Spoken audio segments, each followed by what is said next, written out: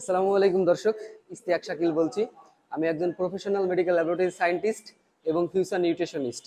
আজকে আপনাদের সাথে আলোচনা করব আমাদের বর্তমান সমাজের বহুল হেডেক যেটাকে বলে, সেটা হচ্ছে ওবিসিটি, অর্থাৎ স্থূলকায়। আপনার বডির অতিরিক্ত ফ্যাট, যেটা মূলত এখন আপনার একটা বড় চিন্তার কারণ হয়ে দাঁড়িয়েছে, কিন্তু আপনি আসলে আইডেন্টিফাই করতে পারছেন না আপনার এই ফ্যাট বডিতে আসার পিছনে আসলে কারণটা কি।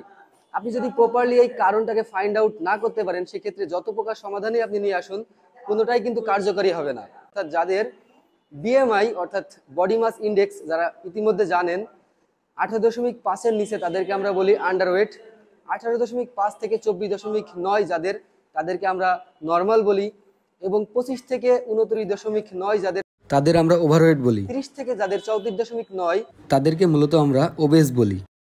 তো মূলত যারা ওবেস এবং ক্লিনিক্যাল ওবেস, তাদেরকে মূলত এই চারটা ক্যাটাগরিতে ভাগ করা হয়। ওবিসিটি কিন্তু মেইনলি দুই ধরনের হয়ে থাকে। একটিকে আমরা বলি অ্যাপেল শেপড ওবিসিটি, যেটা খুবই খারাপ ওবিসিটি, যেটা হার্ট অ্যাটাকের ঝুঁকি বাড়ায়, ব্রেন স্ট্রোকের ঝুঁকি বাড়ায়। এবং আরেকটি হচ্ছে পেয়ার শেপড ওবিসিটি, অর্থাৎ নাশপাতির মতো দেখতে ওবিসিটি। তো যে চারটি ক্লিনিক্যাল ওবিসিটির কথা বলবো, প্রথমে যে টাইপ, সেটাকে আমরা বলি থাইরয়েড ওবিসিটি। অর্থাৎ আপনার বডিতে আপনার যে থাইরয়েড গ্ল্যান্ড আছে, এই থাইরয়েড গ্ল্যান্ড থেকে মূলত দুইটি হরমোন নিঃসৃত হয়। একটিকে আমরা বলি T3 বা ট্রাই আয়োডোথাইরোনিন, এবং আরেকটিকে বলি T4 বা থাইরক্সিন। তো আমাদের এই থাইরয়েড গ্ল্যান্ড মূলত আমাদের যে হাইপোথ্যালামাস থেকে পিটুইটারি, পিটুইটারি থেকে মূলত থাইরয়েডে বিভিন্ন স্টিমুলেশন আসে। এগুলো আমি আপনাদের ধাপে ধাপে এরপরে ভিডিওতে আলোচনা করব। তো এই যে থাইরয়েড গ্ল্যান্ড থেকে যে হরমোন রিলিজ হয়, এই হরমোন অনেক সময় অনেকের কম রিলিজ হয়। অর্থাৎ থাইরয়েড হরমোন কম রিলিজ হওয়ার ফলে আপনার যে মেটাবলিজম, অর্থাৎ আপনার যে ফুড থেকে আপনি মূলত যে নিউট্রিশন পাচ্ছেন, এই নিউট্রিশনটা ভাঙার পরে যে এনার্জি বা এটিপি তৈরি হবে, অর্থাৎ অ্যাডিনোসিন ট্রাইফসফেট তৈরি হবে, যেটা আপনার বডির যে ফাংশন অর্থাৎ থার্মোজেনেসিস করবে, সেইটা মূলত স্লো হয়ে যায়। যার ফলে আপনার ওভারঅল বডিতে আপনি যদি অতিরিক্ত খাবার নাও খেয়ে থাকেন, যতটুকু খাবার খাচ্ছেন, এই খাবারের একটা বড় অংশ আপনার পুরো বডিতে জমে জমে যাচ্ছে। এরপরে যে টাইপ, সেটা মূলত আমরা বলি অ্যাড্রেনাল ওবিসিটি বা অ্যাড্রেনাল বডি টাইপ। অর্থাৎ যাদের মূলত কিডনির উপরে দুইটা গ্ল্যান্ড আছে, যেটাকে আমরা বলি অ্যাড্রেনাল গ্ল্যান্ড।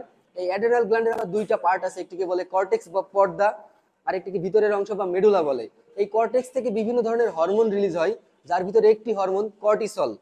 তো কর্টিসলকে আমরা মূলত স্ট্রেস হরমোন বলে থাকি। তো যাদের বডিতে এই কর্টিসলের প্রভাব অতিরিক্ত হয়ে গেছে, এই কর্টিসল মূলত আমাদের মাসেল ব্রেকডাউন করে লিভারে একটা প্যাথওয়ে আছে, যেটাকে আমরা বলি গ্লুকোনিওজেনেসিস। অর্থাৎ নন কার্বোহাইড্রেট সোর্স থেকে নতুন পদ্ধতিতে লিভার বডিতে গ্লুকোজ থাকার পরেও নতুন করে গ্লুকোজ তৈরি করে। তো আপনার এই মাসেল মাস মূলত ক্ষয় হওয়া শুরু হয় আপনার থাই রিজিয়ন থেকে, অর্থাৎ আপনার পায়ের থেকে, দেন আপনার বাটক বা গ্লুটিয়াস মাসেল থেকে। এবং এই বডিটা আমাদের অন্ততপক্ষে যে সাইনটা দেয়, সেটা হচ্ছে আপনার যে অ্যাবডোমিনাল এরিয়া আছে, অর্থাৎ সেন্ট্রাল যে মিড সেকশন আছে, মূলত এইখানে সমস্ত ফ্যাটগুলো এসে জমা হয় এবং আপনার বডির শুধুমাত্র এই পার্টটাতেই ধীরে ধীরে ফ্যাট জমতে শুরু করে এবং এই পার্টটা স্যাগি হয়ে যায়, অর্থাৎ ঝুলে যায় ফ্যাটের কারণে। এরপরেই সব থেকে ইম্পর্টেন্ট যে বডি টাইপ, সেটিকে আমি বলি ওভারি বডি টাইপ। অর্থাৎ যে সকল ফিমেলদের, এখন শুধু ফিমেল না, অনেক মেলদের ওই ধরনের সমস্যার সৃষ্টি হচ্ছে, যেটাকে আমরা আরেকটা নামে বলি ইস্ট্রোজেন্স ডোমিনেন্স। অর্থাৎ ফিমেলদের যে প্রধান দুইটা সেক্স হরমোন, একটি ইস্ট্রোজেন এবং আরেকটি প্রোজেস্টেরন। তো এই ইস্ট্রোজেন যদি ডোমিনেন্স হয়ে যায়, অর্থাৎ ইস্ট্রোজেন যদি অনেক বেশি হয় এবং তার তুলনায় প্রোজেস্টেরন যদি নেমে যায়, সেক্ষেত্রে মূলত ইস্ট্রোজেনের প্রভাবে বিভিন্ন ধরনের ব্যাড ইফেক্ট মেয়েদের তৈরি হয়। জাস্ট দু একটা আপনাদের বলে রাখছি, সেটা হচ্ছে ব্রেস্ট টেন্ডারনেস এবং আপনাদের হিপ, বাটক, থাইস এই এরিয়াতে, এবং আপনাদের যে ট্রাইসেপস এরিয়া আছে, এইগুলাতে ফ্যাট জমা শুরু করে।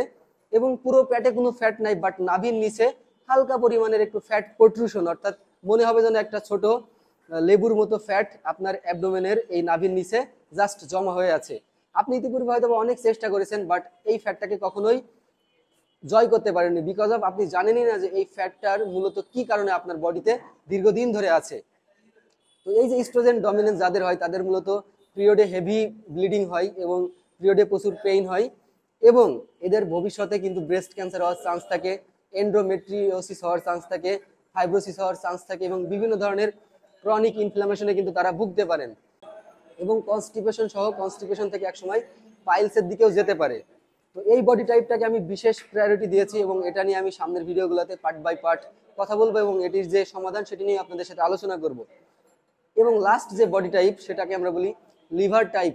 অর্থাৎ যাদের লিভারে বিভিন্ন ধরনের ক্রনিক ইনফ্লামেশন আছে, হেপাটাইটিস ভাইরাসের কারণে হোক, অ্যাসাইটিসের কারণে হোক, বা লিভারের ম্যাল ফাংশন বা ফ্যাটি লিভার সিরোসিস, ফাইব্রয়েড, এইসব কারণেই হোক, যদি আপনার লিভার ঠিকঠাক মতো কাজ না করতে পারে, তাহলে কিন্তু আপনার লিভারের যে অঞ্চলটা আছে কোয়াড্র্যান্ট অঞ্চল, এই অঞ্চলটা ধীরে ধীরে পট বেলি বা বলের মতো হয়ে যায়।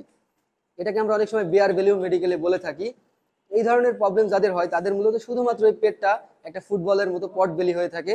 তারা কিন্তু বডির অন্য অন্য জায়গায় খুব একটা ফ্যাট পরিলক্ষিত করেন না, শুধুমাত্র অ্যাবডোমিনাল যে এরিয়াটা আছে এটাকেই মূলত আমরা দেখি যে ফ্যাটের পরিমাণের চেয়ে বড় কথা হচ্ছে অ্যাসাইটিসের কারণে আপনার পেটটা সবসময় বাইরের দিকে বেশি ফুলে থাকে।